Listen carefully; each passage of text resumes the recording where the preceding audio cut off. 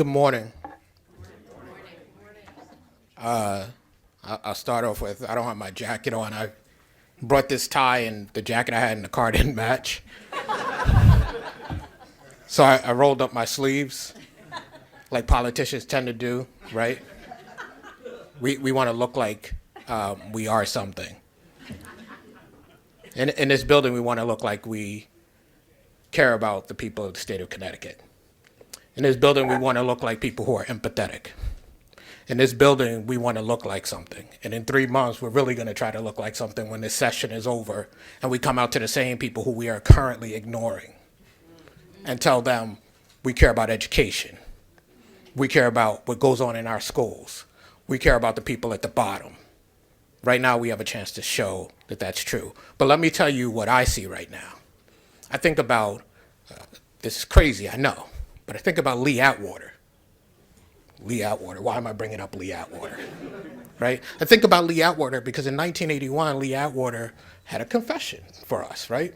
And in his confession, he talked about, at a certain point, it gets so abstract that you're no longer talking about the things you were talking about. You're talking about tax cuts. You're talking about all of the language that sounds very much what we're talking about right now. And it's targeted at the same populations. And there's a problem when our policies in this building are reflective of anything Lee Atwater ever had to say. There's a problem. There's a problem in this building. We often talk about bipartisanship. When we get bipartisan, you better pay attention. Because when we got bipartisan, when we had a budget problem, people needed to be paying attention. People tell you there was no way for us to know, except that people voted against it and said so at the time. So we knew. But we were jumping off the cliff together. And when we jumped off that cliff together, we could look at you when you came here later and say, there's no way we could have known. And even if we could have known, there's nothing we can do now. There is nothing beyond the power of the people in this building, beyond the power of the legislature, beyond the power of the governor. If we choose to, we can make it happen. And when we really want to do it, we tell you, take it. We tell you, this is what you are going to take because we have made that decision. But what we are saying is, if you're going to stuff something down our throats, stuff a little equity down our throats. Stuff a little fairness down our throats. This is a building about possibilities. This is a building about making it happen. We got this crazy slogan right now, make it here. Can you make it if you go to work and you don't make enough money? No, sir. Can you make it if when you go to work you have to deal with a boss who is telling you that you're a professor in the colleges and you're going to have to teach more courses and you can't make it in this state. So that slogan means nothing. Look, I'm frustrated. I've been frustrated for a long time. I think y'all know that.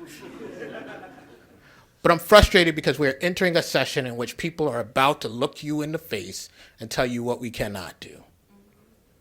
We don't have to blow up the guardrails in order to help people. We don't have to get rid of the guardrails in order to help people. We don't have to soak the rich completely to help people. But we do need to do some things we have chosen not to do.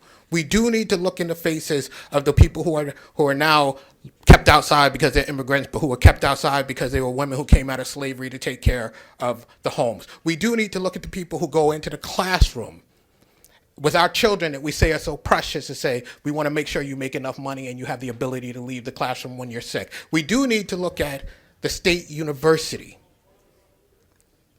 a place where opportunity is born, and say opportunity will continue to be born here.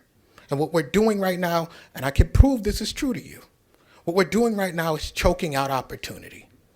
What we're doing right now is saying, in the name of efficiency, in the name of budget neutrality, in the name of all those things that are a little obscure, that don't really seem to mean anything, that Lee Atwater would have told you some years ago meant something very specific to very specific population, like the population in our community colleges and regionals right now that has become more minoritized, the same population. There will be no opportunity for you. There'll be a box. The same kind of box that exists for all those other populations. There'll be a box, and we'll be able to signify that we did something. Roll up our sleeves, look like we mean something. And at the end of the day, there's less for you Equity for all. I'll just end with this. Equity for all. How did we get there? Because we knew that some of our friends were adopting the language of equity. Right? They were talking about equity. It was such a cacophony that you couldn't hear as they talked about equity, the choking out of opportunity.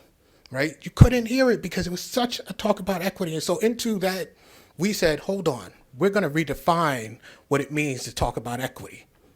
And so we said equity requires revenue because you have to do what you're supposed to do already, but you need to do more in order to deal with those populations that have been left out. And anytime we're not doing that, then we're not doing the right thing. I know what the time is. I get it. I'm going over time. I get it. But these people deserve our time.